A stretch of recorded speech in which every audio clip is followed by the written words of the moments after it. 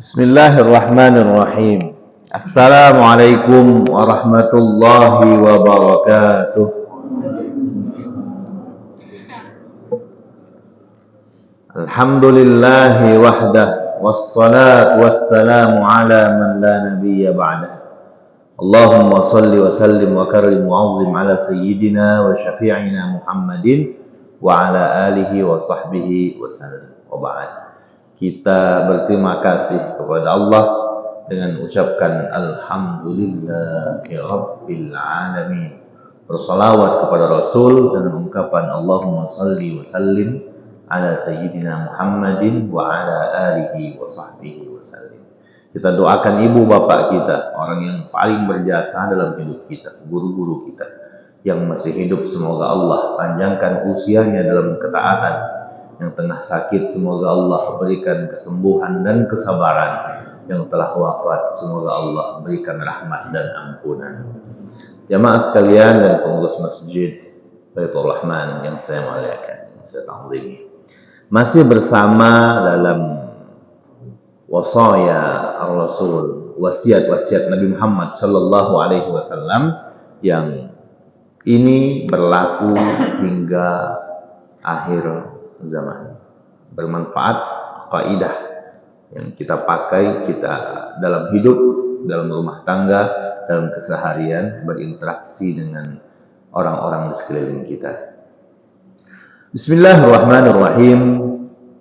An Abi Musa al-Ash'ari radhiyallahu anna an-nabiy sallallahu alaihi wasallam ba'athahu wa Mu'adhan ila al-Yaman faqala yassira wa la tu'assira basyira wa la tunaffira wa tatawa'a wa la takhtalifa.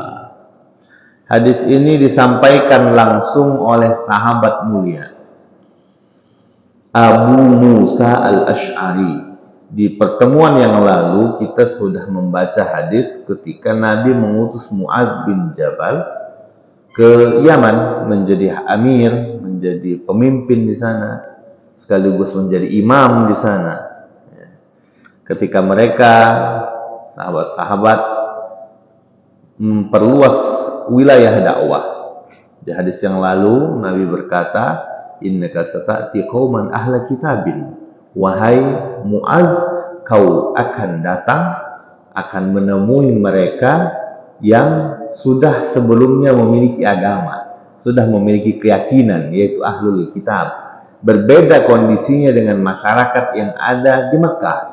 Karena di Mekah mereka beriman bahwa Tuhan yang menciptakan langit dan bumi, tapi mereka tidak beriman untuk ibadah, menyembah kepada Allah.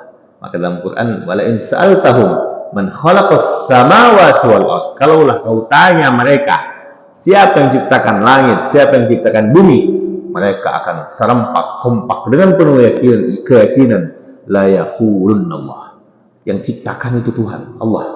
Tapi begitu disuruh ibadah enggak mau mereka, suruh nyembah enggak mau mereka.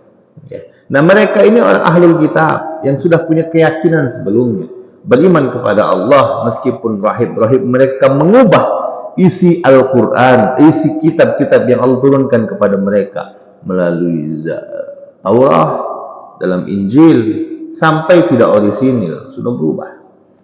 Maka lain perlakuannya. Nah, nasihat selanjutnya adalah ketika membekali ini, Abu Musa al-Ash'ari mendampingi Mu'adz bin Jabal. Maka kata Mu'adz, ketika kami dilepas oleh Rasul, setelah wasiat tadi kepada Mu'adz bin Jabal, ada nasihat lain. Dan ini manhaj dalam hidup. Manhaj dalam hidup. Kira-kira wasiat pemimpin agung kepada pemimpin-pemimpin di bawahnya, Pak. Pemimpin agung, Rasul sallallahu alaihi wasallam sebagai penguasa penuh kala itu, memerintahkan kepada para pemimpin yang diutus, yang dikirim untuk mewakili beliau, para sufara, para duta-dutanya, untuk bagaimana berinteraksi dengan orang-orang di sekitarnya. Jadi Nabi tidak memberikan aturan harus begini, begini, tidak. Karena kenapa? Menyesuaikan dengan kondisi di mana masyarakat itu berada. Maka nanti kalau kita lihat penerapan Islam dalam suatu negeri sangat mungkin berbeda dalam hal penerapannya. Ya, bukan prinsipnya. Kalau prinsipnya iman kepada Allah, ibadah, itu semuanya sama jalurnya. Tapi dalam hal penerapan, bagaimana hidupnya di tengah-tengah masyarakat, itu yang mungkin berbeda. Ya, penerapan Islam di Arab berbeda dengan penerapan Islam di Indonesia. Ya. Kenapa? Di Indonesia karakternya berbeda dengan masyarakat sana. Ya. Berbeda sekali, Pak. Meskipun ruhnya yang dibawa tetap sama, yang dilakukan tetap sama. Ya, bagaimana kemudian kita lihat bagaimana para wali-wali Allah itu datang ke Indonesia tanpa merusak dan mengatakan ini salah, itu salah, tapi dikomparasikan sehingga semuanya bisa menerima Islam dengan baik. Dan itu tentu melalui ijtihad yang begitu detail dari para ulama-ulama kita. Bagaimana ketika Islam masuk ke orang Jawa sudah punya budaya, ya, budaya sendiri. Jawa lebih tua, ya, dengan segala hikmah yang ada dalam suku Jawa. Bagaimana wali-wali berdakwah di sana? Apakah kemudian wali mengatakan ini salah, itu salah? Tidak. Sama seperti kata Aisyah, Islam datang kepada Arab ketika itu yang diajarkan adalah akidah, tidak bicara masalah ini haram itu halal. Kenapa? Kalau bicara ini halal ini haram, semuanya pasti meninggalkan Islam. Tapi masuk dulu akidah perlahan. Ya. Nah, bagaimana para wali mengajarkan konsep dalam Al-Quran bahwa ada saat di mana kita ditanya oleh Allah Subhanahu wa Ta'ala, dan bukan mulut yang menjawab, melalui budaya wayang. Ya. Bagaimana budaya wayang mengajarkan Islam kepada masyarakat Jawa kala itu, yang mereka senang dengan itu semua, tapi ada nilai yang diajarkan oleh para wali. Ya. Budaya wayang, budaya Jawa mengingatkan kepada orang-orang Jawa kala itu, mulut mereka ada saatnya tidak bisa bicara. Yang bergerak, yang bersaksi tangannya, yang bersaksi kakinya, semuanya digerakkan. Ya. Siapa yang menggerakkan dalam kehidupan sesungguhnya? Dalang itu adalah Allah Subhanahu wa Ta'ala. Dan pada saatnya mulut kita dikunci, yang berkata, yang bercerita, tangan, kaki, dan badan. Konsep yang diajarkan, al-yawma nakhtimu ala afwahihim wa tukallimuna aydihim wa tashhadu arjuluhum bima kanu yaksibun. Itu dikenalkan di masyarakat. Mereka tidak datang mengatakan ini salah, tidak, tapi Islam mengubah cara pandang. Islam itu mengubah cara pandang, ya. Maka hanya rumus-rumus saja yang diberikan. Adapun penerapannya, lakukan sesuai dengan kondisi di mana kalian berada. Apa kata Abu Musa al-Asy'ari ketika Nabi mengutus kami ke Yaman? Dibekali dengan beberapa prinsip. Prinsip pertama, yassira wala tu'assira. Yassir, mudahkan. Dalam konsep Islam itu memudahkan. Jangan menyulitkan orang. Ini nilai, ini mental kalau sudah ada dalam hati kita, dalam niat kita, Pak, untuk berurusan dengan orang itu enak. Apapun masalah, apapun problem, ketika ini yang menjadi patokan utama, insya Allah akan selesai dengan mudah, berkah. Mudahkan orang lain. Jangan sebaliknya mempersulit. Ini yang mau jadi pejabat semestinya jadikan ini sebagai, kalau perlu ditulis, dibuat manhaj ini, ditaruh di kantornya supaya ingat terus wasiat Rasul. Ya. Yassiru wala tu'assiru. Emang Pak cuma pejabat aja, masyarakat enggak? Masyarakat penting, tapi pejabat pemangku kebijakan lebih penting untuk megang ini. Kenapa? Karena memang mereka memiliki amanah untuk mengelola umat, mengelola negeri, maka kalaulah mereka mengimani itu, ditulis di setiap ruang kerja mereka, wasiat-wasiat, nasihat-nasihat Rasul, maka akan semakin ingat mereka dengan itu. Yassira wala tu'assira, mudahkan urusan orang, jangan mempersulit. Ya. Nanti ada pejabat, kalau saya tidak bicara setinggi apapun, di level manapun, Pak, termasuk dari yang terendah, ya, kasih, kabak, kabid, apapun itu namanya, ya, apalagi nanti sudah lebih tinggi lagi, ya. Masa waktu Anda kerja 5 hari dalam 1 minggu dari pagi sampai sore, berkas menumpuk di meja, mungkin di meja itu ada berkas yang menunggu persetujuan yang sangat-sangat urgent, sangat-sangat penting, ya, segerakan, mudahkan. Yang boleh tidak melanggar, ikuti, berikan, jangan bertele-tele sekali. Maka kata Nabi SAW, pertama, bangun landasan hidup ini untuk menampakkan bagaimana Islam itu betul-betul hadir, betul-betul ada, dengan pertama, berikan kemudahan dan jauhkan dari menyulitkan, menyusahkan orang lain. Bagaimana Islam mengatakan, Al-Quran mengatakan, A'udzubillahi minasyaitonirrajim, yuridullahu bikumul yusra wa la yuridu bikumul usra. Dalam hal ibadah sekalipun Allah menginginkan kepada kita kemudahan. Allah nggak menyulitkan kita. Apa yang dimudah, yang disulitkan? Allah wajibkan kepada kita sholat. Sholat komitmen hamba kepada Allah. Apakah harus? Harus. Ya. Cuma 3 yang boleh nggak sholat itu, Pak. Yang nggak berdosa nggak sholat. Budak kecil sampai dia tua, sampai dia balik. Orang tidur sampai dia bangun. Yang terakhir orang gila sampai dia sadar. Jadi kalau ada tetangga kita tidak sholat, mungkin 3 itu lah, Pak. Mungkin masih kecil, tapi Pak lah besar, anaknya lado ya mungkin masih tidur, tapi jalan-jalan, ya, mungkin yang ketiga. Sampai kapan? Sampai dia sadar, ya, sampai dia sehat lagi.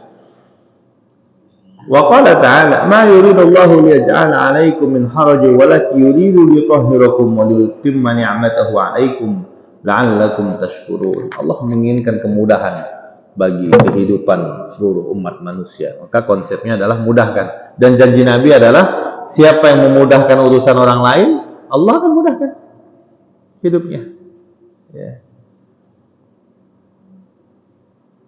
Dimanapun kita berada, jangan sampai kita mempersulit orang lain. Ya. Jalan akses umum dibuat oleh pemerintah. Tiba-tiba karena itu dekat dengan rumah kita di agak di ujung, kita portal jalan itu, orang lain nggak boleh lewat. Ya. Nggak boleh. Kalau bagaimana ketika Islam masuk ke Mesir, ya, di Mesir itu dulu, Pak, setiap sepanjang jalan oleh raja dibuatkan suqya, apa namanya, kalau kita bilang semacam air minum gratis, suqyal ma. Karena dalam Islam dikatakan sedekah terbaik adalah memberi minum, ya. Dalam konteks ketika di Arab memang air minum susah, di sana susah. Tapi ini jangan diartikan letterlek kemudian semua orang jamaah mau sedekah air minum. Nanti kembung semua jamaahnya. Ya, pokoknya nak baju minum dulu lah. Ya, yang betul paling besar pahalanya, Pak, suqyal ma. Ayo katakan itu. Jadi di sepanjang jalan itu disediakan air minum gratis. Siapa masyarakat mau minum tinggal ambil. Masyarakat Jawa dulu juga mempraktikkan itu. Kalau setiap dukuh, setiap kampung biasanya di depan-depan masyarakat mereka itu ada kendi. Ya, ada kendi disiapkan untuk orang yang perantau, orang yang mau lewat, minum dari situ. Ya. Di Dubai sekarang sudah dibuat, bukan saja untuk manusia, ya, dibuat sepanjang gurun pasir itu yang begitu panas menyengat, dibuat per 1,5 kilo ada tempat air minum. Untuk siapa? Untuk hewan-hewan. Untuk mungkin ada anjing-anjing yang di gurun pasir, ada kucing yang lewat, ada burung-burung hantu, disediakan air minum, ya, oleh Amir. Dibuatkan proyeknya, suqyal ma. Kita tidak bicara masalah manusia saja, ya.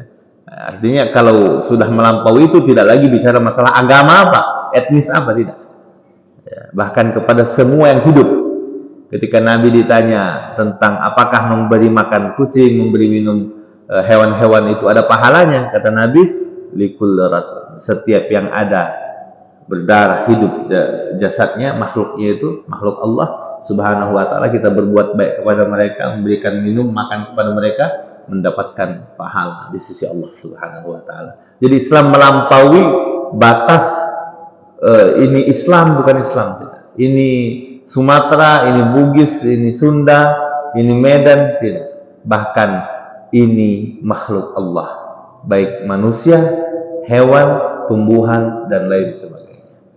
Semuanya dipandang rahmat oleh Islam. Ya, jamaah yang dirahmati Allah. Wa ma ja'ala 'alaikum fid dini min haraj. Dalam hal agama tidak ada yang disulitkan oleh Allah, semua dimudahkan. Kita yang susah sholat, wajib kan sholat tuh. Tidak bisa kita berdiri, mungkin setengah sakit, maka tetaplah sholat dengan sekemampuan Anda. Pak, saya sholat nggak tahu kiblatnya di mana, nggak ada alat ukur, saya lagi berada di tengah hutan di perjalanan, tidak usah bingung, sholatlah. Fawalli wajhaka syatral masjidil haram ketika Anda tahu, tapi ketika tidak tahu, kemana saja? Ya, menghadap kemana saja? Pak, saya nggak bisa tegak, sudah duduk. Saya terbatas Pak, mau sholat tapi nggak ada tempat duduknya, udah setiap dinding ada debu, tayamum. Terbaring sakit di rumah sakit, sadar, silahkan sholat. Bagaimana kondisinya? Ya dalam posisi Anda. Begitulah. Tapi Pak, kateter terpasang, nggak bisa najis, tidak menjadi tidak apa. Selagi Anda masih sadar, lakukan sekemampuan Anda. Ya, sebisa Anda. Pak, kami mau puasa kami sangat lelah, capek, diperbolehkan tidak puasa. Ya, untuk orang sakit diperbolehkan tidak puasa. Apalagi zakat nggak mampu, ya udah Anda berarti mustahik kan begitu. Haji nggak bisa, memang haji untuk yang mampu, baik fisik maupun ekonominya. Nggak bisa, ya belum wajib. Semuanya itu diberikan, tapi dengan syarat ketika kita bisa melakukan, ketika tidak, jangan dipaksa. Ya. Mudahkan, sampaikan kabar gembira, ya, jangan menyulitkan. Bagaimana ketika cerita seorang sahabat datang kepada Nabi SAW bertanya, ya Rasulullah, saya ingin tahu kalau saya masuk Islam, saya hanya bersyahadat saja, apakah sah? Sholat, betul. Saya sholat 5 waktu nggak nambah, sunnahnya nggak, yang lain-lain nggak. Boleh nggak? Boleh. Disebutkan semua rukun Islam. Kemudian dia bilang, kalau saya cuma mau lakukan itu saja, nggak ada kebaikan yang lain. Apa jawaban Nabi? Ya, aflaha in shodak. Kalau dia jujur, dia benar sesuai dengan apa yang dikatakan, dia selamat, dia masuk surga. Ya. Sesimpel itu, Pak. Nah, tidak kemudian Nabi katakan, oh enggak, kalau sudah selesai itu nanti harus tahajud. Kalau udah tahajud nanti harus duha, harus ngaji Quran tiap hari. Kabur orang baru masuk Islam tadi, Pak. Ya, kabur. Dan ini menjadi manhaj dalam kita untuk anak-anak kita, bagaimana kita beri motivasi mereka. Ya. Jadi interaksi kita dengan anak dalam hal-hal kebaikan, misalnya utamanya apalagi dalam hal misal menghafal Al-Quran, Pak. Kita ingin semoga anak-anak kita dititipi Allah Al-Quran dalam hati dan otak mereka. Dalam kondisi negeri sekarang, masyarakat sekarang sudah terlalu banyak orang pintar tapi hatinya kerontang dari iman. Ya, kita ingin bagaimana anak-anak kita setelahnya beriman kepada Allah, Allah panjangkan usia mereka menjadi pejabat di negeri ini, menjadi pemangku kebijakan di negeri ini, tapi yang muncul adalah rahmat Al-Quran dalam hati mereka, sehingga negeri ini mendapatkan negeri yang berkah. Kita ingin mudah-mudahan anak-anak kita. Ya, jangan kemudian antipati dengan pendidikan, karena satu-satunya yang bisa mengangkat kondisi masyarakat adalah pendidikan. Kalau nggak melalui pendidikan susah kita. Ya, kan punya anak sekarang sekolah kan tinggi-tinggi. Ya, terserah mau jadi apa nanti bukan urusan kita, itu urusan Allah. Allah mau taruh di mana nanti mereka. Tapi yang paling penting adalah mantapkan Al-Quran di dalam hati mereka, lengkapkan dengan pendidikan formal, karena hidup ini saat ini sangat butuh kepada itu semua. Ya. Kalau kita semuanya kembali nanti, yang penting pacak ngaji Ustaz, yang penting pacak sholat, negeri ini tidak sesimpel itu. Ya. Ada hal yang lebih penting lagi. Anak kita pacak sholat, bagus. Tapi kalau dia pacak buat regulasi untuk masyarakat ASN sholat, itu jauh lebih bagus. Itu jauh lebih bagus. Jamaah rahmat Allah. Yang kedua, kata Nabi SAW, bagaimana Nabi mengaplikasikan bentuk yassiru wala tu'assiru, mudahkan. Sampai hal mohon maaf, ini ada kasus, cuma bukan untuk dicontoh. Ya, hanya kita ceritakan, menunjukkan bahwa Nabi Muhammad itu begitu cara beliau mempermudah. Suatu hari ada Badui. Badui ini orang yang tidak mengerti beda budayanya dengan beda budaya orang kota. Suatu hari beliau lagi duduk dalam masjid bersama sahabat. Tiba-tiba ada Badui masuk ke masjid. Orang Badui ini salah satu kebiasaannya adalah kencingnya, mohon maaf, sembarangan. Ya, kencingnya tidak nengok toilet lagi. Jadi duduk dia, dilihatnya Nabi bersama sahabat yang lain sedang ngobrol, tiba-tiba dia nak kencing. Ke belakang lah dia minggir. Masjid Nabawi kecil Pak dulu. Masjid Nabawi itu kecil. Masjid Nabawi sekarang itu luas kota Madinah zaman Rasul. Masjid Nabawi yang sekarang dari pagar ke ujung itu Pak, itu luas kota Madinah di zaman Rasul. Ya, wilayah Masjid Nabawi asli adalah yang bagian depan yang ada raudhahnya. Ya, ruangan itu kecil sekali kan. Dulu belum ada lantai, masih dinding, atapnya sederhana sekali dari daun kurma, lantainya masih pasir, kemudian dilapis-lapisi oleh pelepah kurma untuk dipakai sholat. Nah, jadi orang Badui tadi ini kepinggir aja dia, kencing di situ, di ujung. Ya. Sahabat marah Pak, oh ini masjid, nggak? Saya yakin juga kalau ada di sini kayak ngamuk kalau juga ini. Ya. Marah sahabat ini semuanya ini, langsung berdiri bergancang. Kata Nabi, udah tunggu. Biar dulu. Coba lihat. Kalau gitu posisi jadi pemimpin ketua masjid begitu, gebuk budak itu. Kata Nabi, udah diam, tunggu. Sudah selesai, biarkan dia kencing. Setelah kencing baru kata Nabi, ambil air lemparkan siramkan air kencing. Bahasa kita, kira-kira Pak, dia belum tahu. Ini bukan kencing karena nak ngotor masjid, bukan. Dia tidak tahu kalau ini tempat tidak boleh kita kencing. Itu pertama. Yang kedua, dia sudah kencing. Kalaupun kita mari kita usir, apakah hilang najisnya? Kan tidak. Justru dengan kita marah kita usir, dia keluar masjid, besok-besok dia rendam kencing sih lagi, karena nggak tahu. Jadi Nabi biarkan dulu selesai, baru kemudian dibersihkan, baru berikan edukasi orang tadi. Ini tempat bukan tempat sembarangan. Ini tempat mulia, wajib dimuliakan. Hanya tempat-tempat bersih saja yang boleh dilakukan di dalamnya. Maka dalam hadis nanti kita lihat ada bab meludah dalam masjid. Sampai sedetail itu Pak. Kenapa? Karena memang mereka asing dengan hal baru ini. Maka menjadi manhaj bagi kita, hal-hal yang sifatnya asing, baru edukasi, sosialisasikan dengan baik. Ya, sedekah subuh itu kan asing di kita, ya Pak. Dulu kan nggak terpikir. Dengan adanya sosialisasi, masyarakat sadar. Ada gerakan wakaf, itu asing bagi kita. Dulu orang nggak kenal. Ya. Sosialisasi semakin ke ujung semakin baik. Mana hal-hal boleh, mana hal-hal tidak. Sosialisasikan, edukasikan dengan baik, sampaikan dengan cara benar. Jangan kemudian langsung main hukum saja, main salah saja. Ya, bukan manhaj yang diajarkan Rasul. Yassira wa la tu'assira. Ada 3 orang sahabat datang kepada Nabi. Ya Rasulullah, Rasul itu sepertinya hebat sekali, dekat sekali dengan Allah. Kami mau juga. Maka 3 sahabat ini berkomitmen. Aku berjanji, kata sahabat, saya mau puasa sepanjang hari, nggak mau buka. Pokoknya puasa terus. Yang satu lagi bilang, saya mau qiyamul lail setiap malam, tidak mau berhenti. Yang satu lagi bilang, aku tak galak kawin seumur hidup. Aku tak galak kawin. Aku nak ibadah terus, nak jihad. Aku tak galak kegek bebini, laju menghambat gawe aku. Sampai berita ini kepada Nabi.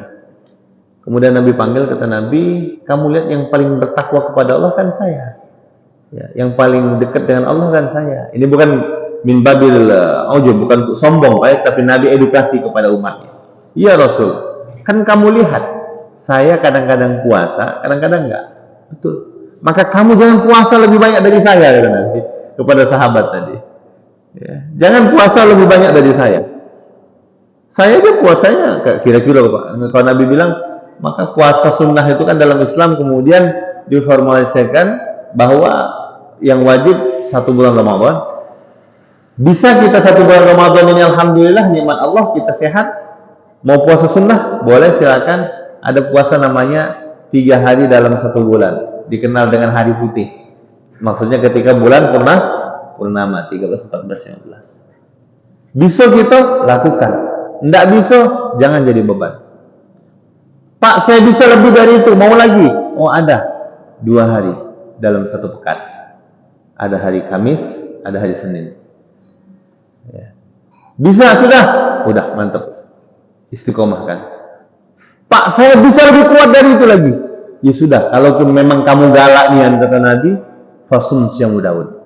Karena puasa itu puasa yang paling dicintai oleh Allah. Puasa Nabi Daud, Senin puasa, Selasa libur, Rabu puasa, Kamis libur, Jumat puasa, Sabtu libur, dan begitu seterusnya. Sehari puasa, sehari tidak. Kata Utsman bin Maz'un, ya Rasulullah, saya lebih dari itu, saya bisa. Kata Nabi, tidak, sudah, itulah batas maksimalnya. Ya. Sampai di-cut dalam hal ibadah pun jangan terlalu over gitu ya. Karena Islam tidak menyukai semua yang over.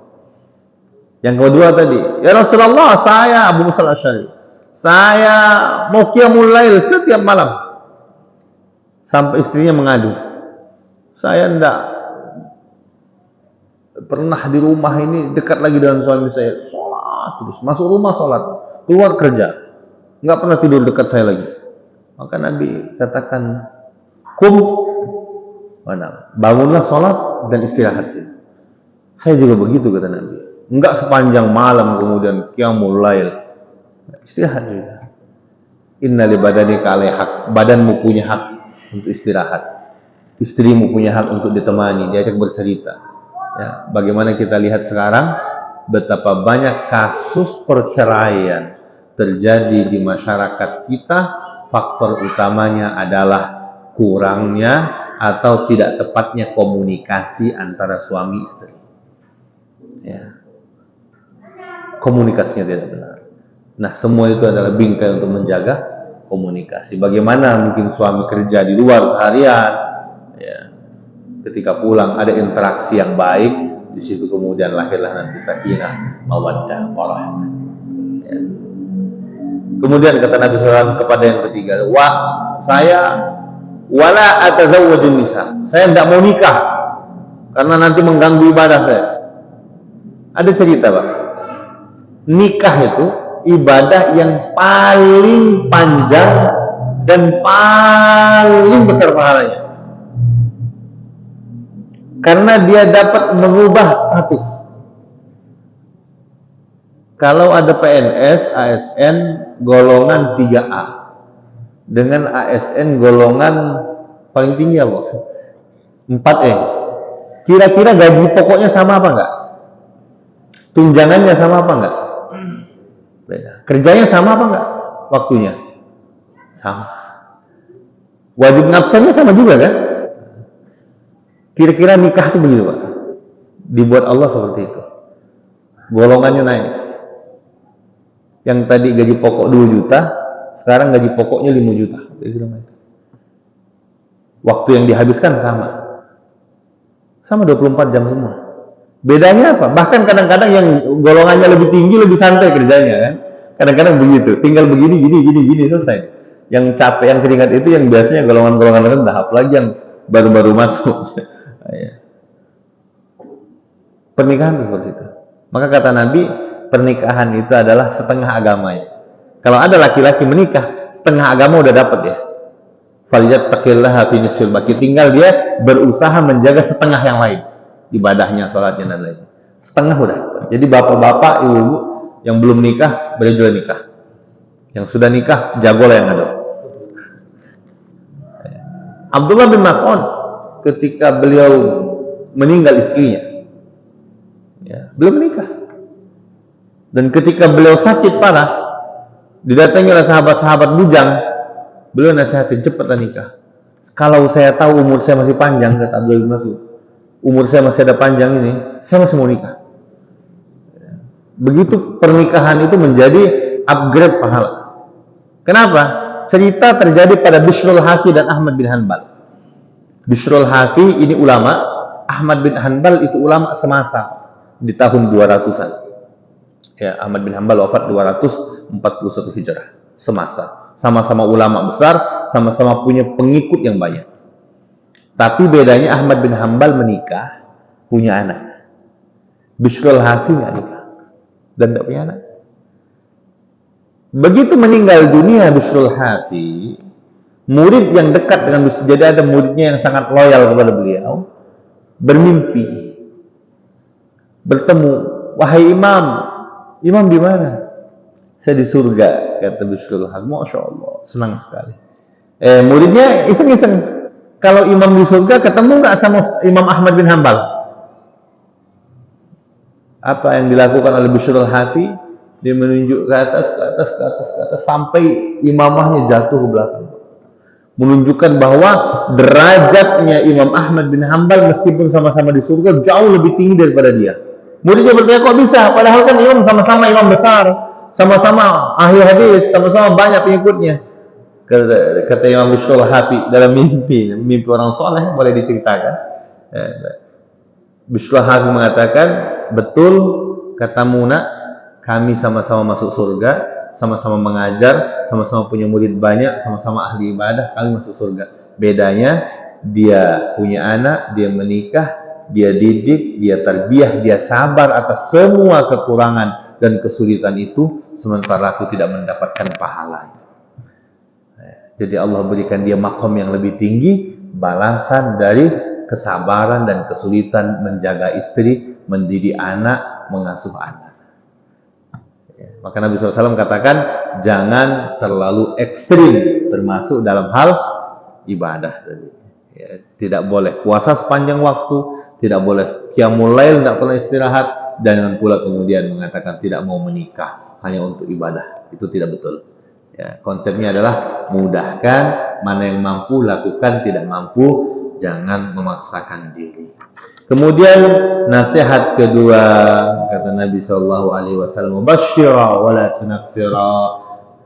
Ceritakan, sampaikan kabar baik, kabar indah, jangan suka menakut-nakuti. Nah, ini manhaj bagi kita. Kalau kita mau memberikan motivasi kepada anak, kepada keluarga kita, sampaikan motivasi baik. Ada orang baru masuk Islam, sampaikan cerita yang baik-baik. Jangan kaget, belum cerita apa-apa, cerita sudah tentang neraka. Uang ini belum pernah masuk masjid, gawainya masih mabok, dekat kita, kau udah salat? Tidak lah. Neraka nih yang kau nih, munggulah kau kaget, diazab mati nak jadi. Pak balik berlari dia. Dia ngomong aku di pasar lagi tak pernah dikata-kata yang neraka, datang ke masjid baru masuk pintu, saya ngomong masuk neraka, berlari baiklah. Takut. Jadi bagaimana basyir, sampaikan kabar gembira. Masya Allah. Dia mau ke masjid di hari pertama, alhamdulillah. Mudah-mudahan istiqomah yo, masuk masjid ini lemahnya badan kamu terang. Jadi dengan bahasa-bahasa yang sesuai dengan kondisi kita. Sama dengan anak juga begitu edukasi. Jangan anak belum mau bangun sholat subuh, belum terbiasa langsung dibek sempat rotan gebuk.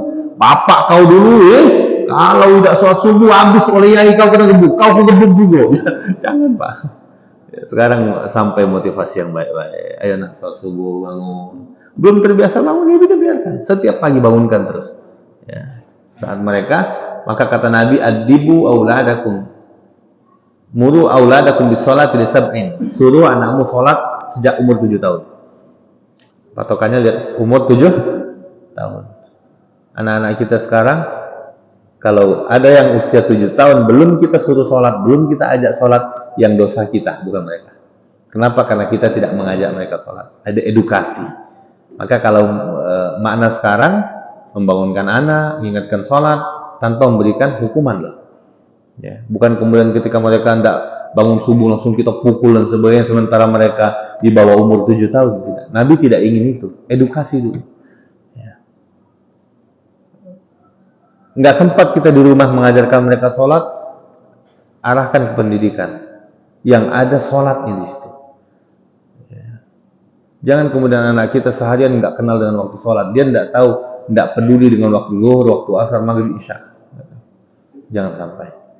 Ya, sulit kita, nggak sempat kita titipkan di pesantren. Di pesantren paling tidak, ya, sholat mereka diingatkan, dijaga.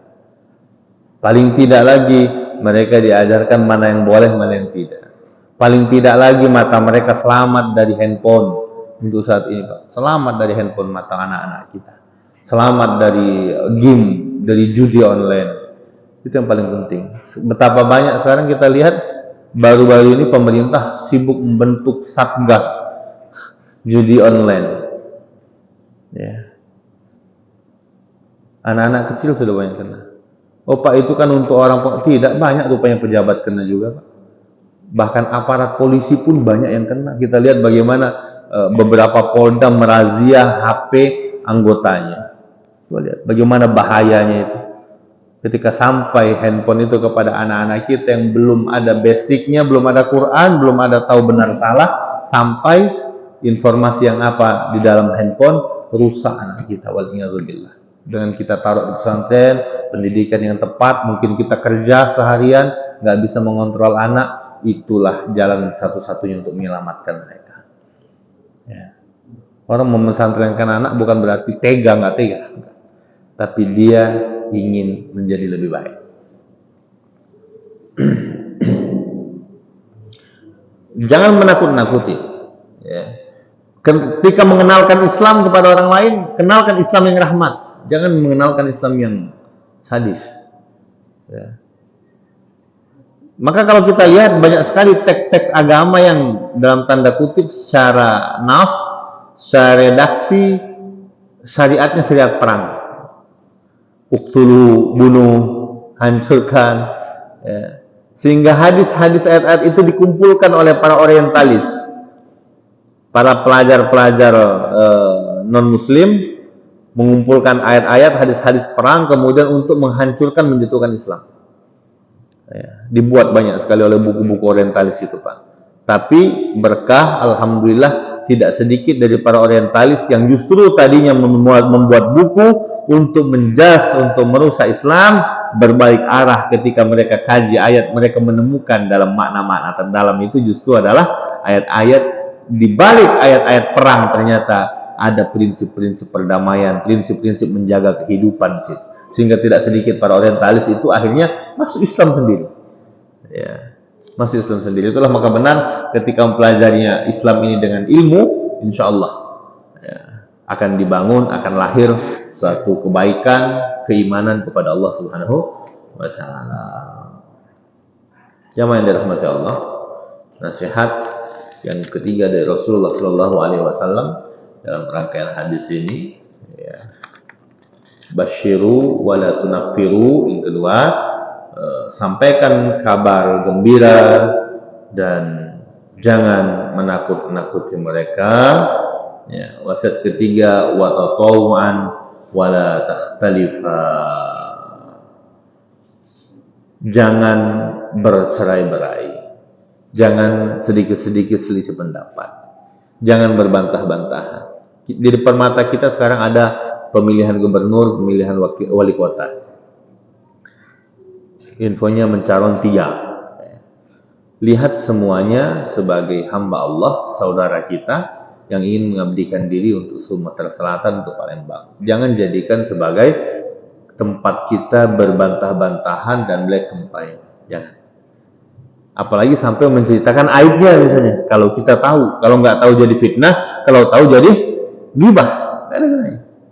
Mana yang kata kita bagus, dukung, syiarkan, dakwahkan. Yang kata kita nggak bagus, sudah nggak usah. Ya. Illa min babin nasihat.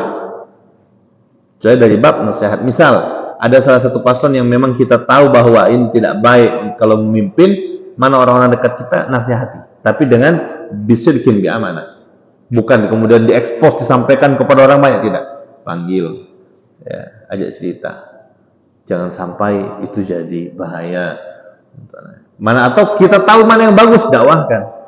Ya. Jangan jadi bahan nanti di Facebook saling caci, saling maki, yang ada kontestasi politik, meninggalkan kebencian, meninggalkan tuduhan dan lain sebagainya. Mereka akan menjadi salah satunya, biarkan mereka mengabdi, kita dukung yang baik, jangan sampai jadi dosa jariah untuk kita.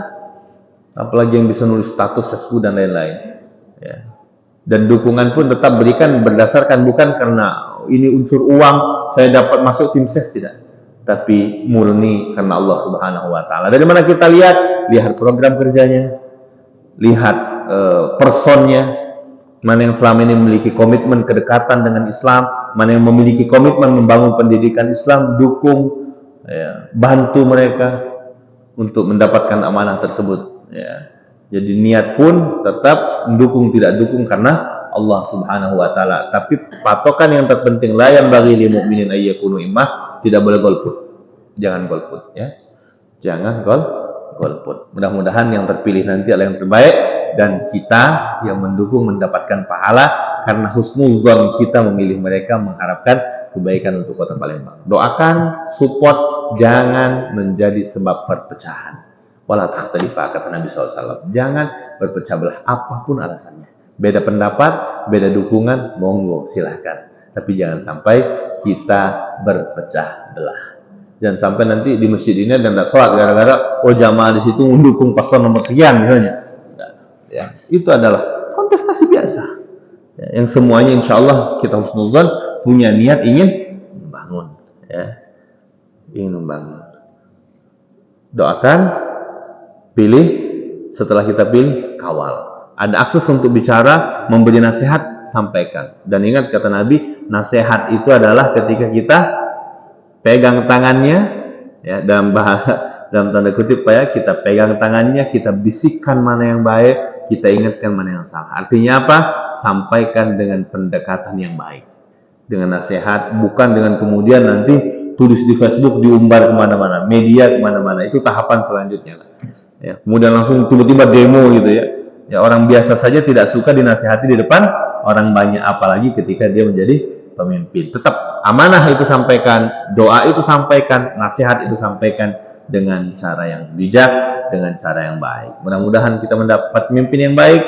Allah Subhanahu wa taala anugerahkan pengambil kebijakan khususnya di Kota Palembang, Sumatera Selatan ini adalah yang cinta kepada Islam, peduli kepada pendidikan Islam, menjaga anak-anak kita dari mara bahaya narkoba, berusaha keras menjauhkan anak-anak kita dari berbagai bentuk kriminalitas dan pendekatan kepada minuman keras. Dijauhkan semuanya, dibantu oleh Allah menjaga anak-anak keturunan-keturunan kita sehingga menjadi anak-anak yang soleh, yang pada saatnya nanti mudah-mudahan Allah amanahkan mereka menjadi pemangku kebijakan di berbagai lini di negeri ini untuk mensyiarkan Islam, syiar Al-Quran. Wa sallallahu ala sayyidina Muhammadin wa ala alihi wa sahbihi wa barik wa sallim walhamdulillahi rabbil alamin.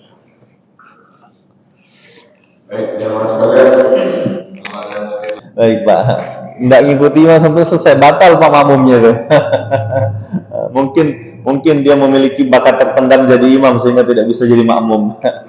Ya, dalam hal jamaah tetap imam itu dhamin, ya, imam harus diikuti karena mereka diberikan kapasitas oleh Allah Subhanahu wa taala untuk itu, ya. Soal jamaah nggak ikut imam batal jamaahnya. Ya, batal jamaahnya. Yang saya maksud sesuaikan dengan kondisi, bukan melanggar hal-hal yang sudah diaturkan baku tadi Pak. Ya, tapi dalam hal bagaimana berinteraksi dengan budaya, menyatukan agama, menjadikan agama sebagai ruh dalam kehidupan, adapun budaya tidak ditinggalkan. Tapi dalam hal ibadah semuanya aturan sudah baku.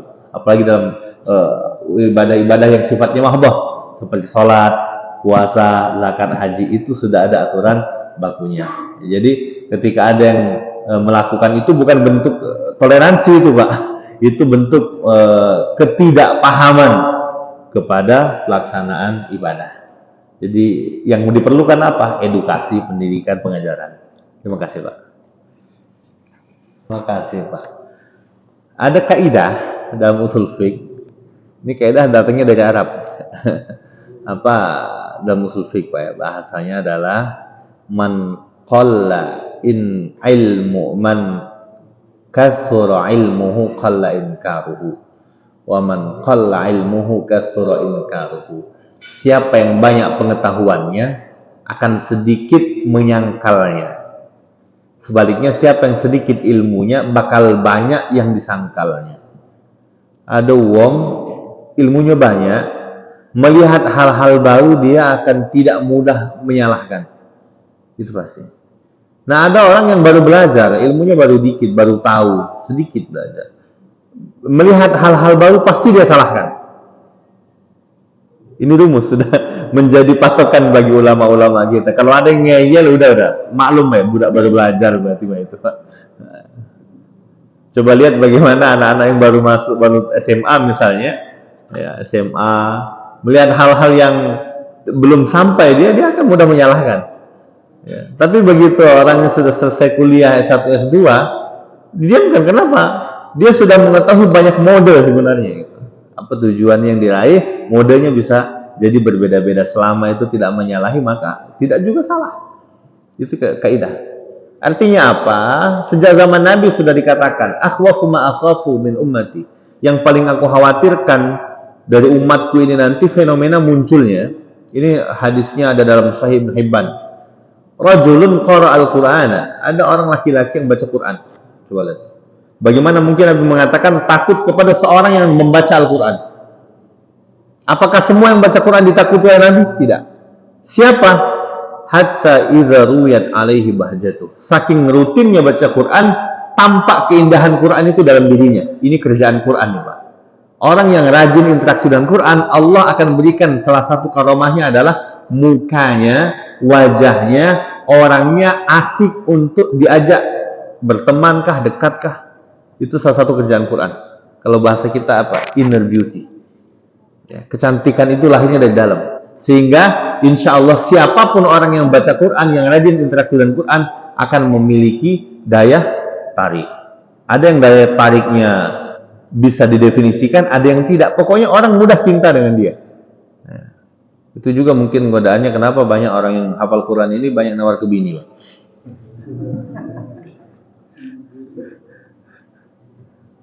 Betul. Hatta idza ruwiyat alaihi bahjatuh. Apakah semua yang baca Quran dan lahir tampak indah itu ditakuti oleh Nabi? Oh, bukan. Ada lagi spesifikasinya. Mala ila jarihi bisayfi. Dengan kamuflase dia merasa bahwa saya ini sesuai dengan Quran, buktinya orang-orang sudah ikut saya, sudah tertarik dengan saya, dia masuk ke dalam ranah jebakan iblis, jebakan Batman. Selanjutnya apa? Dia menyalahkan orang-orang yang tidak seperti dia, yang tidak ada dalam mindset dia. Mala ila jarihi bisayfi wa qala asyraqta. Bapak tadi bilang bid'ah. Dalam hadis ini dia datang dengan pedangnya. Maksudnya pedang dengan tuduhan, dengan ancaman, dengan justifikasi, mengatakan kalian musyrik, kalian salah. Ini ada dalam Sahih Ibnu Hibban. Sudah diprediksi oleh Nabi. Kemudian sahabat, emang ada Nabi? Ya ada, kata Nabi. Terus Nabi, kalau itu nanti ada yang salah siapa? Ar-Rami amil marmi. Yang dituduh apa yang nuduh? Kata Nabi, yang salah yang nuduh. Yang salah yang nuduh. Yang dikit-dikit datang galau kamu ini bid'ah ya. Nah itu yang salah. Gaya kamu ini tidak benar, masuk neraka kamu. Nah itulah yang salah. Ya. Islam dulu datang, ada cerita Syekh Mutawalli Asy-Sya'rawi rahimahullahu taala rahmatal abrar. Ada laki-laki pemuda. Ini pemuda ini semangatnya tinggi, Pak. Dia bilang kepada Syekh Mutawalli, "Syekh, habis pengajian di tempat itu Syekh tahu tak? Maksiat." Iya. Tempat itu mabuk, Syekh. Di tempat itu orang judi.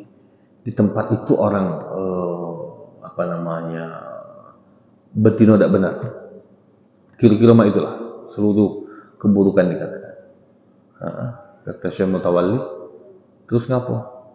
Aku nak berjihad, nak aku bom tempat itu sih, biar mati kalau maksiat di situ. Kira-kira yang muda-muda semangat tak dengan ini, Pak? Daripada mereka membuat sampah masyarakat, kira bom mereka. Secara simple bagus niatnya, Pak, ya, supaya maksiatnya berkurang. Apa kata Syekh Mutawalli Sya'rawi? Sini nak, dekat sini. Begitu dekat dikatakan, kamu tahu dakwah Nabi nggak? Oh iya, saya belajar. Saya di kuliah belajar Nabi itu bagaimana meraih kemaksiatan. Maka kita harus ikut, kita perjuangkan kebenaran. Kita bom saja supaya hilang orang maksiat itu. Kata Syekh Sya'rawi, Nabi datang kepada orang kafir. Syiarnya apa? Ambil tangannya, masuk ke dalam surga.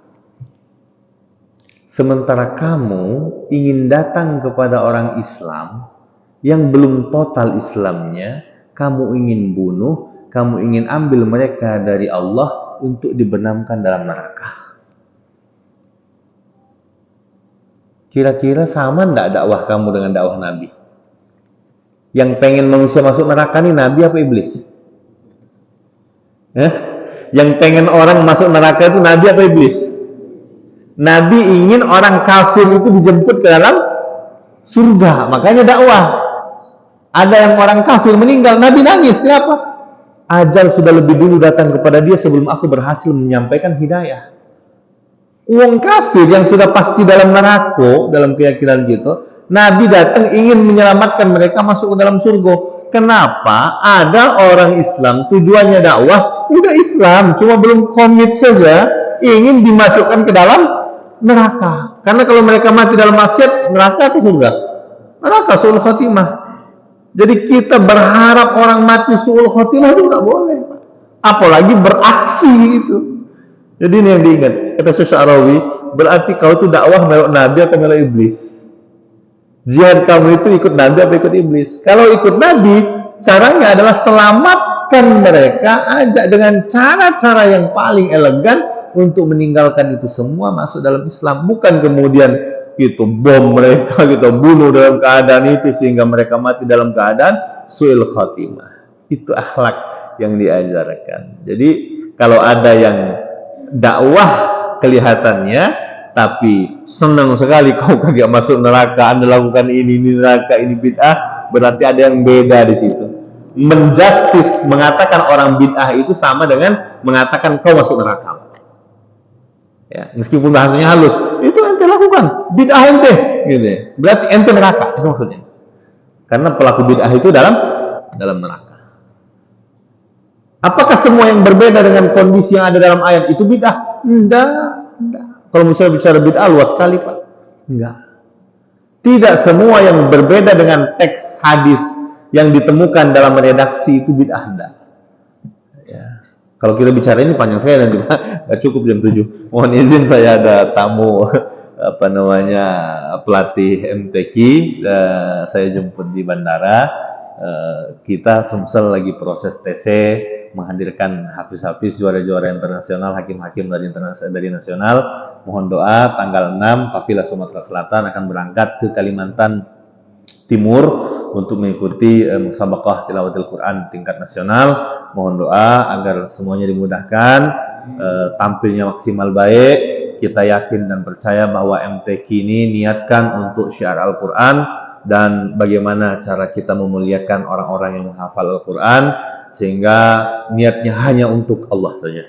Tidak ada iming-iming, gengsi-gengsi dan lain. Adapun harapan selebihnya dari itu adalah mohon doakan kafilah kita Sumatera Selatan sehat, selamat, maksimal tampilnya, bisa membawa nama harum Sumatera Selatan di negeri ini.